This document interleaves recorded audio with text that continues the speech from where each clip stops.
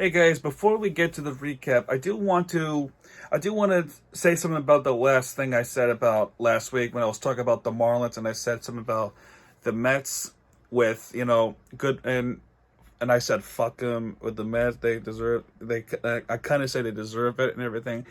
Um, I want to apologize for that comment, and because right now I want to apologize for it because there's going to be somebody who will come into the videos at some point in the future, and they're gonna scream at me, and so in advance, what I said about them, it was pretty much a salt. And you know how you rage at something and you say things that you just don't mean to say. I said some things about the Mets that about the color related, so I apologize for it. That was disrespectful of me. That was unnecessary for me to say that. So I take all that back. So I apologize for my comments about the Mets, and hopefully we move on from it. And for that, let's do the review.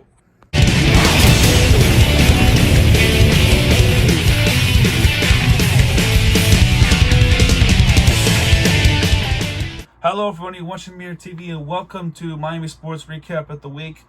And what this week has been pretty mediocre, and for a number of reasons. One is we got two good days, especially two really good days, and the rest of the week kind of sucked.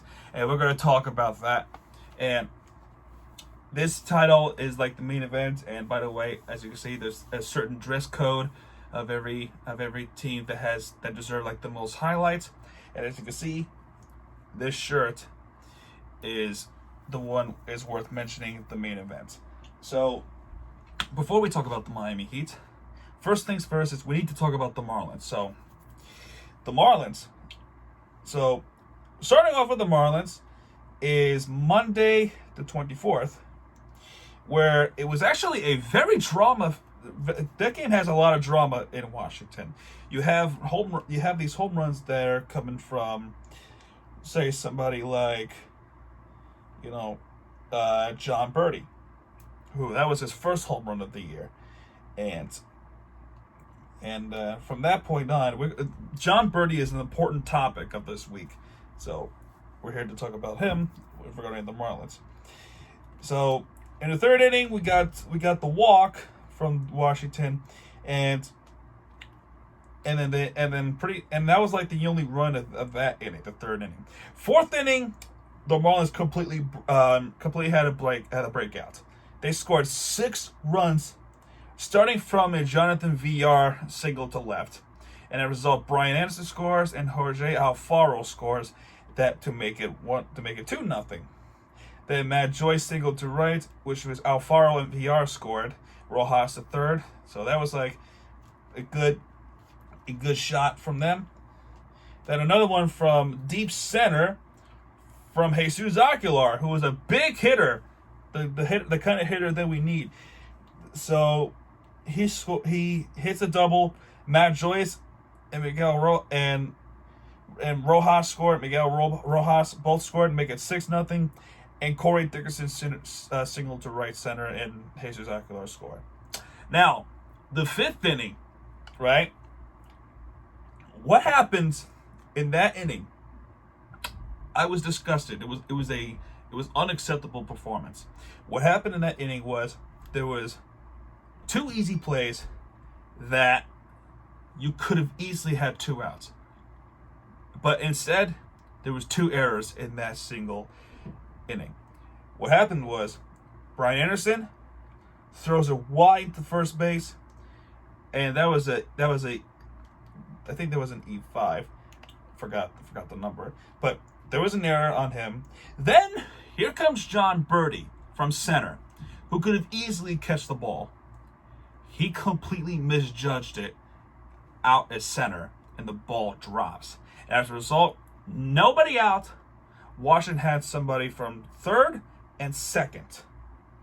And then as a result, Robles hit a sacrifice fly to center, and then Gomes ended up scoring their first run. And then Thames was at third. And then Adam Eaton scored their run by hitting a single to left. So left, and then Thames scored, and then Howie Kendrick singled to right, Eaton scored, and Juan Soto is at second. So what could have been an easy inning end up having 2 scores unearned at home plate. So that was a frustrating inning. But John Birdie redeemed himself by hitting a home run to right center, and it was a 2-run blast. So everything that happened in the 5th inning, I'm already over it. And then Washington got their 2 points back from Juan Soto and Garcia. And then in the 8th inning, they scored 2 more runs, the Marlins, from Jorge Alfaro hitting a ground rule double to center, in which Sanchez and Dickerson scored. And then Rojas reached an infield single from a shortstop, in which Sanchez scored.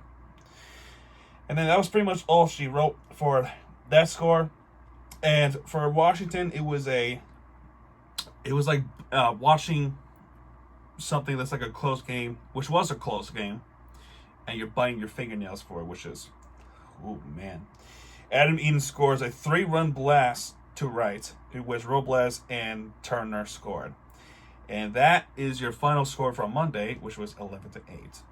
Now, Tuesday, August 25th, there was a doubleheader because of COVID reasons and, COVID reasons. So, for both games, Marlins shut them down.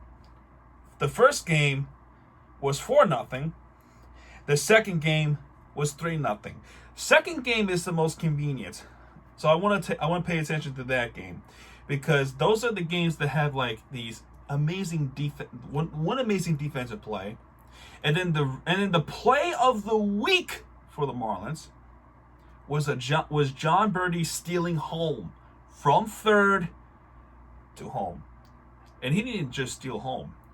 He stole second base, and he stole third base, and he stole home. That was a great steal. So he completely stole the bases. Talk about unearned. And that's pretty much a big reason why they swept the doubleheader and ultimately winning the series in Citi Field. There was a really nice double play. I think it was Aguilar that was at first base. Let me see here. It might be Aguilar. No, it was Diaz. It was Diaz at first base. Caught a line drive to right and then ran back to first base for an appeal play. And that was your double play. And then things went downhill from there. DeGrom was pitching for the Mets on Wednesday, August 26th. And the Mets were, to be fair, the Mets were a better team. So they got good hits. And then DeGrom was spot on. So you give credit to Jacob DeGrom for that. And the only run they could really score from the DeGrom era was at the 4th inning. It was Corey Dickerson scored a ground where the ball was tapped and grounded to first, in which Matt Joyce was able to run it in. In the 8th inning, they could have done something that the Mets would normally do. The Mets would blow the lead. Jesus Aguilar would reach an infield single, and Alfaro was scored, and John Birdie would go to second, and Villar to third. Dickerson walked, and then Anderson walked.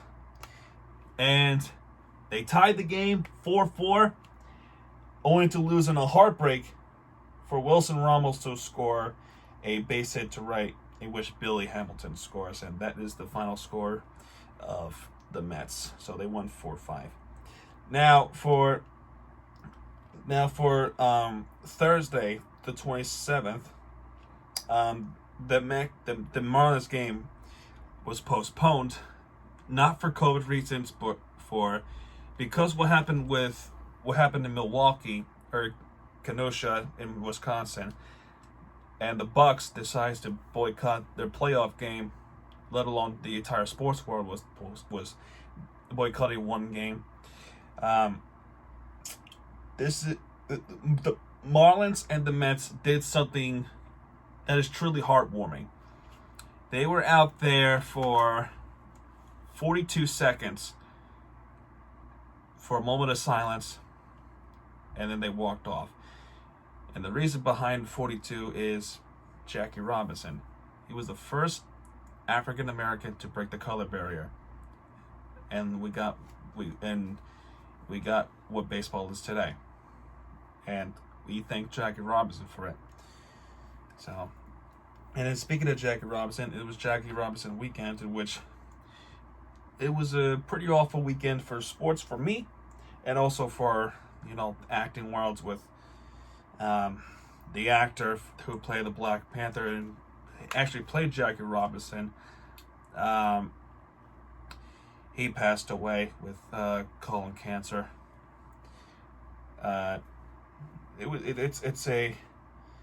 It's a truly sad. It's a sad death. And by the way, the person who I'm talking about is Chadwick Boseman. Rest in peace. God his soul, rest his soul for the rest of eternity. And we all remember him for the greatest acting he's ever done. And back to the weekend. They have a home week. They had a home stand with the Tampa Bay Rays, in which 2 games were great pitching. It was a fantastic pitching, from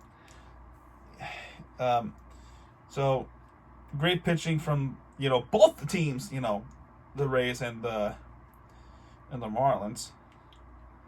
The pitching matchup goes something like this: strike, strike, strike, strike, and strike, strike out, strike out, strike out, strike out, strike out, strike out, strike out. And it was Sanchez who was a fantastic player, Sixto Sanchez, who only gave up 6 hits and strike out 10, and 9 of those were swing and misses. And unfortunately, the bullpen kind of blew it, and the Rays scored 2 points, one in 8th and the 9th inning, and that was your final score for Friday. Saturday, which is yesterday, there was another great pitching matchup between the Marlins and the Rays. Pablo Lopez, 5 strikeouts, 6 hits in 7 innings. Unfortunately, he gave up a run on the 6th inning during his outing. He also gave up a run in the 7th inning with Kiermaier. And then Joey Wendell scored. And then the bullpen gave up a ground rule double because I think the bases were loaded. I could be wrong, but ultimately the final score was 4-0. Today, drama. Tampa Bay Rays completely break out.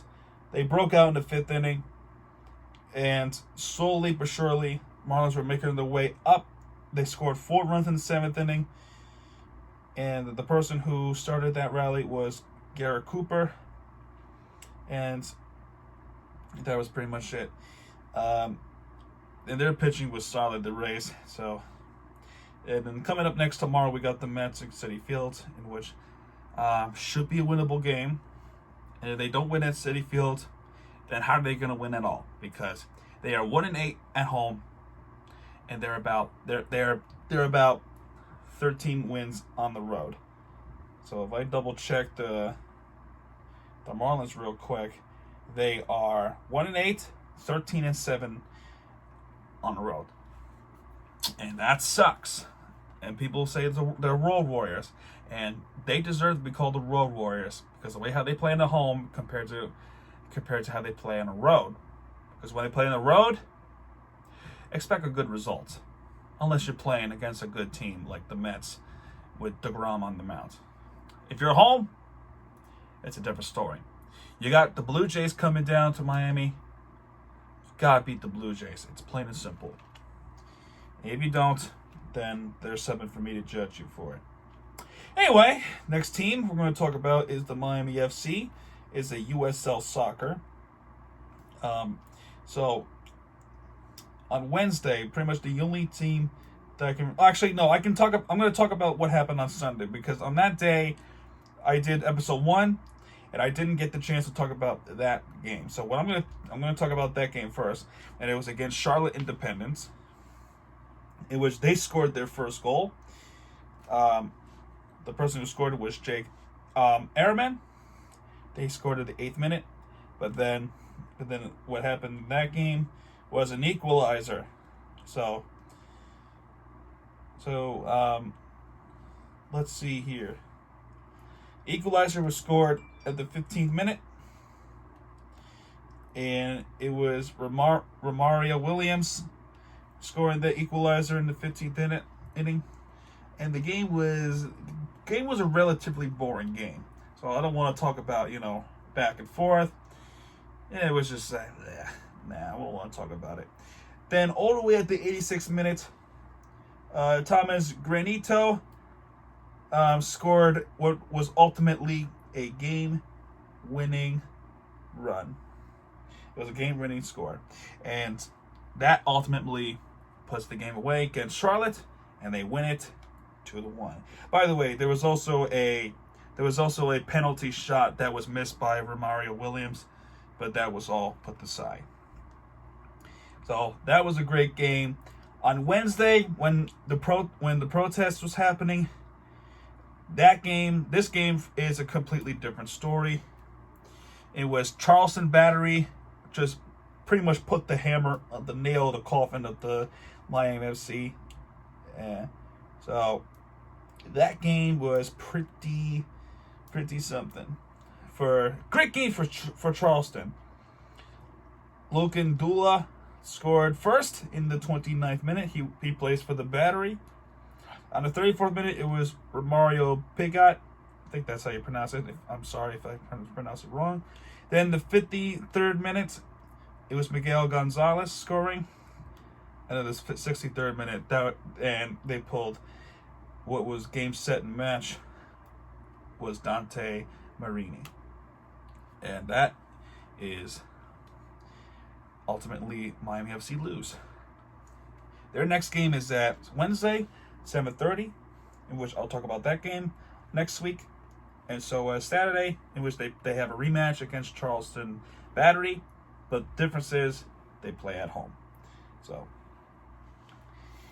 Inter Miami 2, all I can really tell you is that they lost against Greenville Triumph 1-0, and that was last Saturday, and they have not played since. After a big win against North Texas on August 19th, they play against the Red Wolves on September 5th. And speaking of soccer, Inter Miami. This is why I wanted to wait until right now, because I was watching that game. So for this game, I can only talk about this game because on Wednesday there's supposed to be a game. They were supposed to play Atlanta, but you already know what happened. The Black Lives Matter movement, in which postponed their game against Atlanta United in Miami. They're in Fort Lauderdale, if you want to be realistic. And that game will not happen until September 9th, if I'm not mistaken. Yeah, September 9th, which is a Wednesday. So, today, 1-0 L once again, where Anibal Godoy was the one that scored. The one of the last people that you want to see scoring, because he was more of a defender rather than the scorer. He scored a 6th career goal, and it's from San Jose. People didn't like him in San Jose, so pretty much a bite in the ass. And then in like about 70th to about 82nd minute ish, Inter Miami was really aggressive, but ultimately they could not get the score in, and as a result, was 1-0. And I'm gonna give a little mini rant here. You know how MLS fans complain about the VAR, how like it's inconsistent? Let me tell you what's also inconsistent, right? The penalties. So we gave up a penalty around the 73rd minute ish, right around the 73rd minute. And what happened was all he did was grab, and then he just pretty much fell down easily with barely any contact, and referee calls a penalty. And that pissed me off.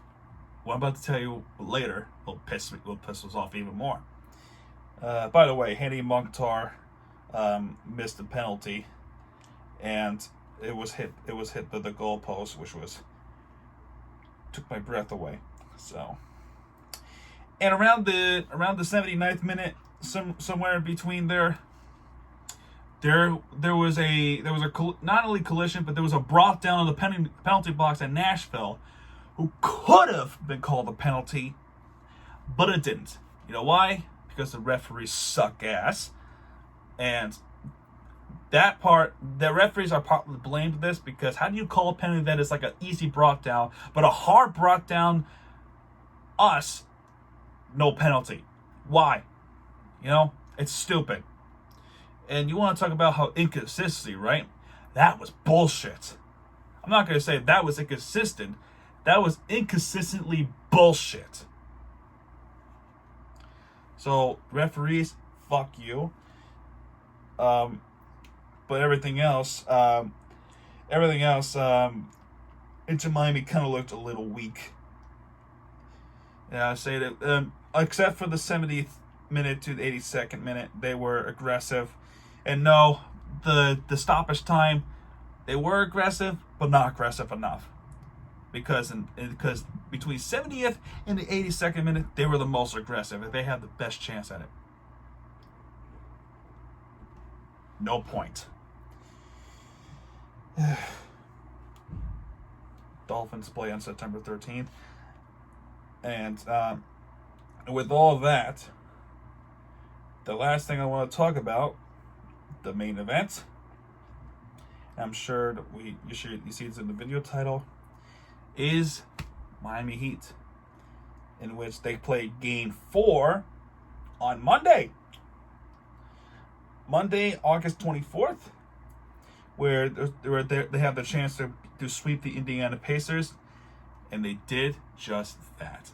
And that is where, my friends, they advance to the Eastern semis to play Milwaukee Bucks, and they start tomorrow night at 6:30 p.m. Eastern Standard Time, 3:30 Pacific Time. Now, in this game, Victor Oladipo scored 25 points for Indiana.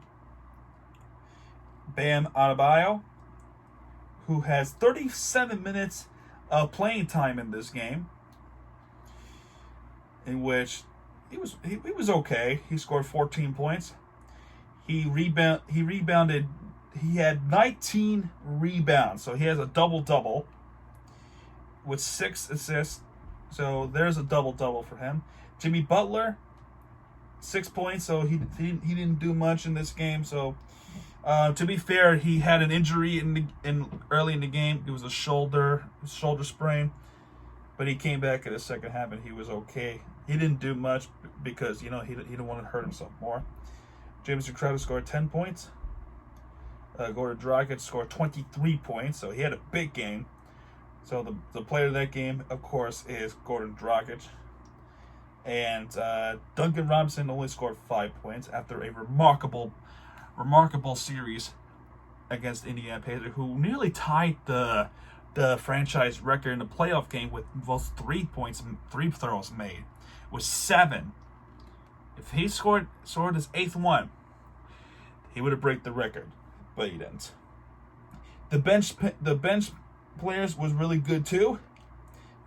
Olenek scored 11, and I think the player of the bench out of anybody who had 32 minutes of playing time is Tyler Hero with 16 points. and 4 assists and 5 rebounds. I think, and with that being said, Miami Heat moves on to play the Milwaukee Bucks tomorrow night, and that is a tough series. It's going to be a tough series. If I have to bet on it, if I have to place a risky bet, I say Miami wins in Game 6 or 7. But if you're realistic, I say the Bucks have us numbered. But you never know. It's the Miami Heat after all. They always come up with great and crazy things and ultimately put them away. And maybe, just maybe, they might actually make it to the Eastern Conference Finals to play either Boston or Toronto. But anyway, there you have it. That's Miami Sports Recap of the week. If you like this video, please, if you like, hit that subscribe button. Next week, we'll be back for episode 3. Mirror TV show. Not sure when that's coming back. I'm gonna relocate that day to either Thursday or Tuesday. If not, I'll probably stick with Friday. But anyway, tomorrow I'm uploading a Groundhog video. So there you have it. This is Mirror TV. Subscribe. Good night, everybody.